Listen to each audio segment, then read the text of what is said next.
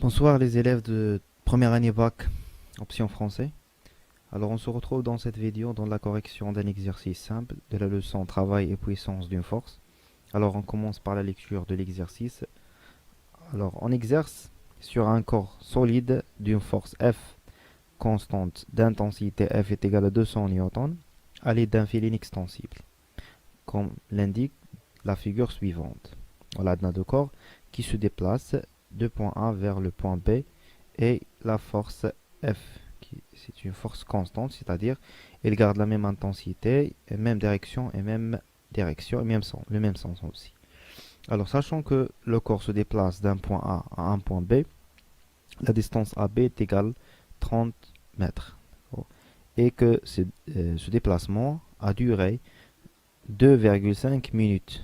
C'est-à-dire on a déjà delta T est égal à 2,5 minutes. C'est clair? Minutes. Et la première question, petit a, calculer le travail de la force F pendant ce déplacement. Petit b, calculer la puissance de la travail F pendant la durée précédente, c'est-à-dire delta T est égal à 2,5 minutes. Et la question C, les mêmes questions, c'est-à-dire le calcul du travail et de la puissance de la force F, mais dans ce cas, lorsqu'on a un angle θ, alpha pardon, est égal à 20 degrés entre la force F et la distance, ou bien le vecteur A, AB. C'est clair? Alors on va commencer par la question petit a. D'accord? Alors petit a, c'est calcul de travail. Alors on a le solide S qui se déplace de A vers B selon le vecteur AB et la force F qui est collinéaire avec le vecteur AB. Alors par définition, le travail de la force F pour partir de A vers B est égal le produit scalaire de F scalaire le vecteur AB. Alors par définition, le produit scalaire c'est l'intensité de F fois l'intensité de AP fois la cosinus de l'angle alpha. Alpha par définition c'est quoi? C'est l'angle entre le vecteur F et AP. Alors dans le premier cas, puisque F et AB collinéaires, alors alpha est égal à 0. D'accord? Alors, on va faire maintenant une application numérique. Alors, W de F, de la force F, de A vers B, c'est quoi? C'est l'intensité de la force, c'est 200 newtons, fois la distance AB, c'est 30 mètres, fois cosinus de 0, avec cosinus 0 est égal à 1. D'accord? Cosinus 0 est égal à 1. Alors on trouve finalement que WF de A vers B est égal, à peu près, est égal à 6, c'est la puissance 3. L'unité du travail, c'est le joule, puisque le travail, c'est une sorte d'énergie. Deuxième question, c'est le calcul de la puissance. Question B, la réponse de la question B. Alors, on veut calculer la puissance P. Alors, dans le cours, on a fait que la puissance, par définition, c'est le travail de la force sur la durée. Delta T, on a déjà la durée, est égal à 2,5, je pense, 2,5 minutes. Mais il faut convertir le temps de minutes vers secondes. Alors, on va multiplier fois 60. 2,5 fois 60. Et on a déjà la valeur du travail, c'est 6 fois 10 à la puissance 3. Alors, après l'application numérique, on trouve que la puissance P est égale à peu près, c'est 40 watts. Et l'unité de la puissance, c'est le watt. D'accord? Alors, on va passer à la troisième question, dans laquelle, dans laquelle on a changé à peu près la configuration de l'exercice. C'est-à-dire, on a considéré que l'angle, on a la force F, elle fait un angle avec AB. Alpha est égal à peu près, je pense, c'est 20 degrés. J'ai pas oublié. Oh, très bien. Voilà, si alpha est égal à 20 degrés, alors on a, on va revenir, voilà, on a alpha est égal à 20 degrés, 20, 20 degrés, et le corps ici, de même manière, on a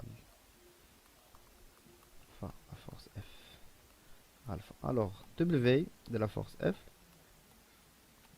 à partir de A vers B, c'est F scalaire AB, d'accord, le point A et le point B. Alors, c'est F fois AB fois cosinus de l'angle entre les deux vecteurs. Alors, F, c'est 2000 fois 30 mètres, je pense, c'est 30 mètres fois cosinus de l'angle 20 degrés, bien sûr. D'accord, on fait une application, on va calculer ça, on trouve 5600 638 joules. C'est le travail W de la force F A vers B. Alors, on va calculer maintenant la puissance de cette force. Il suffit de diviser le travail par la durée delta t. Alors, la puissance P', c'est W F de A vers B sur delta t. D'accord? Est égal, c'est 5638 joules sur 2,5 fois 60. D'accord? Et on trouve finalement la puissance dans le deuxième cas est égal P'. P' est égal 39 watts. 39 watts. Alors la puissance était diminuée puisque la force a été décalée avec un angle alpha. Dans cette vidéo, la correction de l'exercice 2 de la leçon travail aux puissances d'une force. Alors on va lire l'exercice. Le moteur effectue un travail de puissance P est égal à 1500 kW. La première question, c'est trouver le travail du moteur durant une demi-heure, sachant qu'il effectuait 1500 tours par minute. Deuxième question, trouver la valeur du moment constante exercé sur le moteur. Et la troisième question, calculer la valeur de l'angle de rotation pendant cette durée. Alors on va commencer la correction. La première question, c'est calculer le travail W. Alors pour calculer le travail, on a besoin de l'intensité de force selon la définition que W c'est F scalaire la distance AB. Mais malheureusement, dans cette question, on n'a pas les données pour appliquer cette relation. Alors, dans les données, on a la puissance P. Alors, on va penser à la relation qui lie le travail avec la puissance, c'est-à-dire W sur delta T est égal à P. Nous, on cherche le travail, c'est-à-dire W est égal à la puissance fois delta T. Alors, delta T est déjà donné, c'est une demi-heure. C'est-à-dire delta T est égal à 0,5 heure. On va convertir l'heure aux secondes, c'est 0,5 fois 3600. D'accord, c'est secondes. Et la puissance, on a déjà la valeur de puissance dans les données, c'est 1500 kW. Alors, W est égal à 1500 fois 10 à la puissance 3. Pourquoi? On a kilowatt. On va convertir le kilowatt en watts. On va multiplier après fois 0,5 fois 3600. Alors, on va calculer ça. On va trouver que W, la valeur du travail, c'est à peu près 2,7 10 puissance 9 joules. D'accord? La deuxième question, c'est calcul de quoi? Calcul du moment. Du moment M. La deuxième question, c'est calculer le moment M delta. Alors, pour trouver la valeur du moment, on va penser à la première définition, c'est la première relation, c'est D fois F. Alors, F et D, on n'a pas les données pour appliquer cette relation. Alors on va penser à la relation qui lie la puissance avec le moment. Et on a la puissance est égale le moment de la force fois la vitesse angulaire. Alors la puissance, elle est déjà donnée et la vitesse angulaire, elle est déjà donnée, mais la vitesse dans les données en tours par minute. Mais nous, on va convertir le tour par minute en radians par seconde. Alors, dans les données, on a quoi? Dans l'exercice, dans l'exercice, on a oméga est égal à 1500 tours par minute. 1500 tours par minute. On va appliquer la règle des 3. Alors, pour une tour par minute, c'est 2 pi sur 60 radians par seconde. On a 1500 et oméga. Alors, notre oméga est égal à 1500 fois 2 pi sur, on avait divisé sur 60. On va trouver que W, la vitesse angulaire, est égale, on va calculer ça, 1500 fois 2 pi divisé par 60. Et on trouve la valeur suivante, c'est 157 radians par seconde. Alors on va revenir à l'expression, à la relation précédente et on va sortir le moment. Alors le moment de la force par rapport à un axe delta, c'est P sur W, sur oméga, pardon, sur oméga. Pas W, sur oméga, c'est-à-dire la vitesse angulaire. Alors on va faire une application numérique. On a déjà la valeur de P, c'est 1500 fois 10 à la puissance 3 en watts sur 157.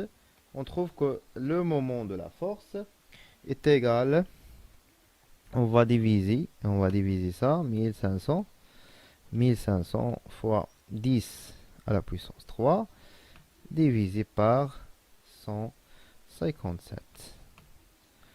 Voilà, on trouve 9, le moment de la force est égal à 9,55 fois 10 à la puissance 3. L'unité du moment, c'est newton fois le mètre. Newton fois le mètre. D'accord? Newton fois le mètre. D'accord? Et on va passer à la troisième question. Calculer la valeur de l'angle de rotation pendant cette durée. Alors, on sait que le travail d'un corps solide, d'une force appliquée sur un corps solide qui est en rotation au cours d'un axe fixe, c'est tout simplement le moment de cette force par rapport à l'axe de rotation fois delta θ. Le travail W, il est déjà déterminé dans la question 1 et le moment, il est déjà déterminé dans la deuxième question. Alors delta θ, d'après cette relation, c'est tout simplement le travail sur le moment par rapport à l'axe delta. On va faire une application numérique. W, c'est 2,7 fois 10 à la puissance 9 joules sur le moment qui est égal 9,55 fois 10 à la puissance 3. Alors on va calculer ça. On va trouver que la variation de l'angle delta θ est égale à 282,7 fois 10 à la puissance 3 radians. D'accord? Alors le moteur, elle est effectué une variation d'angle qui est égale 282,7 10 puissance 3 radians. Alors, l'exercice dans cette vidéo, on va faire l'exercice numéro 3. Voilà, une boule de masse M est égale à 50 grammes et suspendue à un fil de masse négligeable et inextensible de longueur L est égale à 40 cm. On écarte le corps de sa position d'équilibre d'un angle alpha est égal à 60 degrés à la position A, puis on lâche son vitesse initiale et elle passe par le point B, repéré par l'angle bêta. Il est égal à 30 degrés. Alors, alpha, c'est l'angle entre la position d'équilibre et la position A. Et bêta, c'est l'angle entre la position d'équilibre C et le point B. D'accord? Alors, la première question, sachant que les frottements sont négligeables, représentez sans échelle les forces qui s'exercent sur la boule. Alors, on va essayer de redessiner la figure. Voilà, on a un support, vecteur la position initiale et la position finale. Alors, on a ici la boule, d'accord? On a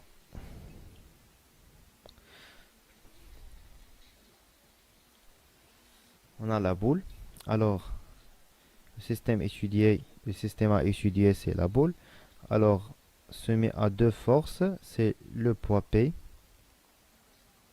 et la tension de fil. Tension de fil T. Puisque les forces de frottement sont négligeables. D'accord? Alors, on a deux forces, P sur le poids de la boule, et T, tension du fil. D'accord? Ça marche. Alors, on a répondu à la première question, c'est-à-dire représentation des deux forces. Les forces exercées sur la boule, c'est P, le poids et la tension de fil. Deuxième question, donnez l'expression du travail du poids de la boule durant le déplacement de A à B, puis calculer sa valeur. Alors, l'expression, petit 2, l'expression du travail, c'est W du poids P. Elle est déjà donnée dans le cours. C'est tout simplement, c'est mg ZA moins ZB. D'accord? Alors, on a déjà la masse et l'intensité du pesanteur G. Et il faut déterminer ZA et ZB. Alors, on a le schéma suivant. On va considérer que l'axe delta est orienté vers le haut. C'est Z. O. On a le point C, c'est la position de stabilité. On a la première position et la deuxième position. Alors, c'est A, le point A, et le point B. Alors, on va déterminer, premier temps, la projection, c'est ZB. Et la deuxième, c'est ZA. Z. Et la différence entre ZA et ZB, c'est la hauteur H. La hauteur H. Alors, on va déterminer ZB et ZA. D'accord? Alors, ZB, c'est la distance suivante.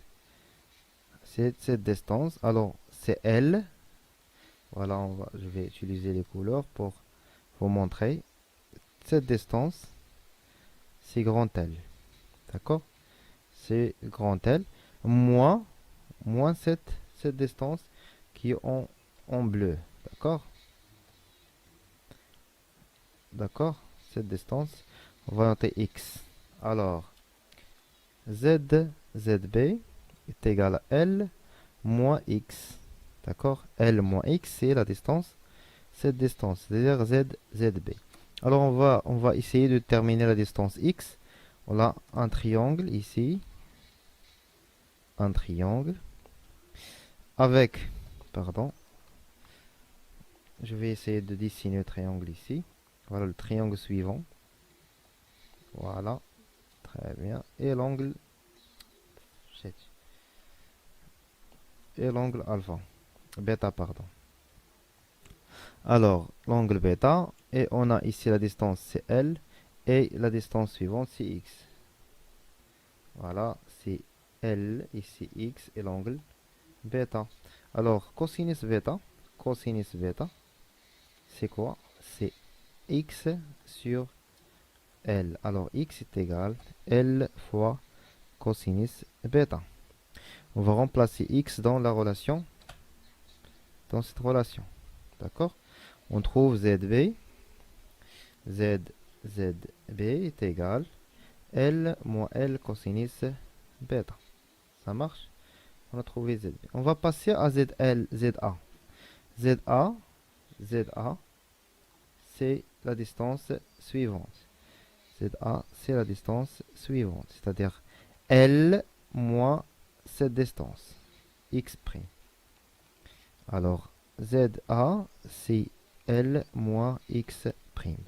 Alors, on a le triangle suivant. On a L, X' et alpha. Alors, cosinus alpha, c'est X', X' sur L. Alors, X' est égal L cosinus alpha. Alors, d'après l'expression de W, on a besoin de déterminer c'est ZA moins ZB. Alors, on a ZB, on a déterminé ZB et ZA. Alors, on va faire deux accolades dans lesquelles on va écrire l'expression. Je vais écrire l'expression de ZA. ZA, c'est L moins L cosinus alpha. Et ZB, c'est L moins L cosinus bêta. Et ZA moins ZB est égal à quoi? Alors, on va remplacer ZA par leur expression et X et aussi ZB par leur expression. On obtient L cos alpha moins L plus L cosinus bêta. On va simplifier L avec plus L avec moins L. Et on obtient L cos A bêta moins L cosinus alpha. Et on peut factoriser par L et on obtient cosinus bêta moins cosinus alpha. Alors, on a déjà ZA moins ZB. On va remplacer ça dans l'expression du travail. Alors, W,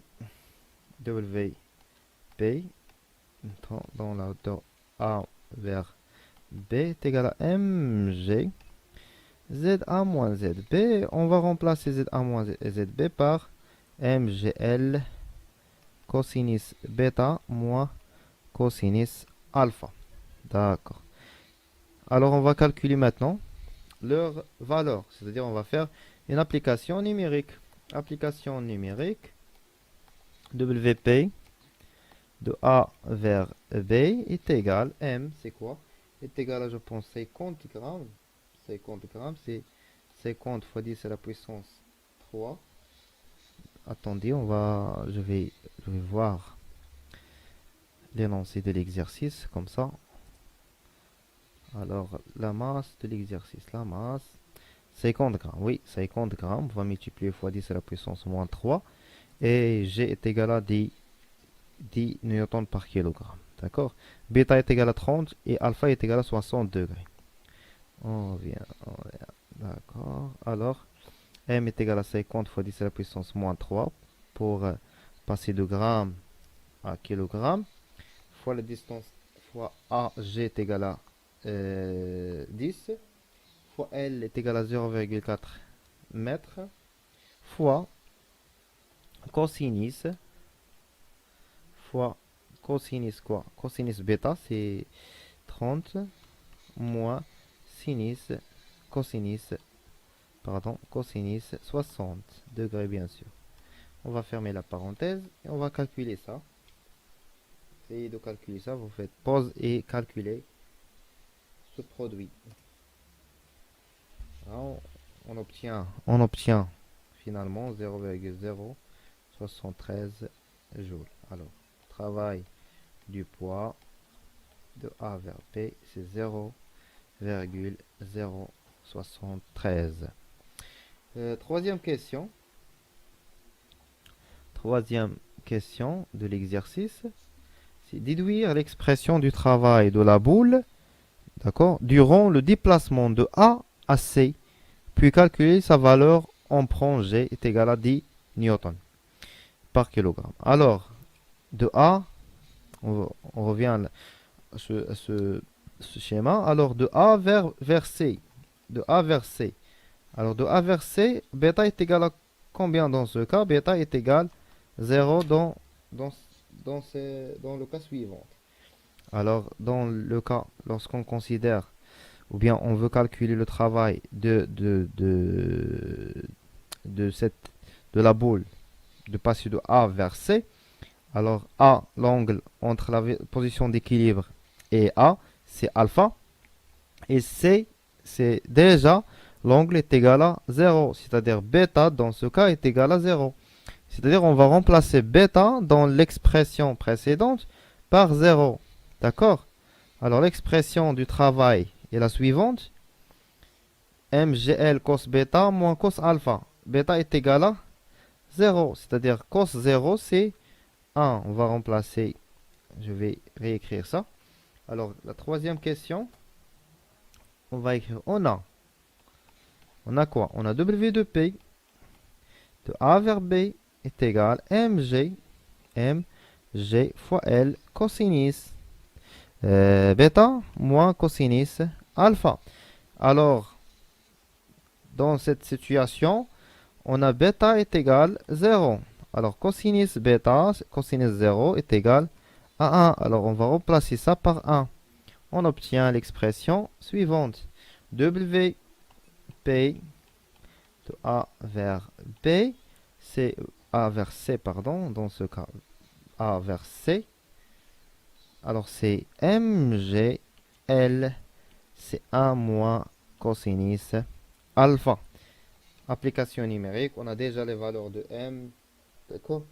C'est 50 grammes, c'est-à-dire 50 fois 10 à la puissance moins 3, fois G, c'est 10, fois L est égal à 0,4, facteur de 1 moins cosinus alpha, c'est 60 degrés. On trouve W de P pour passer de A vers C est égal à 0,1 joule. 0,1 joule, d'accord? Bon, on est terminé la correction de l'exercice 3. Bon, merci. N'oubliez pas, n'oubliez pas de partager cette vidéo avec vos collègues. Et n'oubliez aussi d'abonner avec nous. Et au revoir.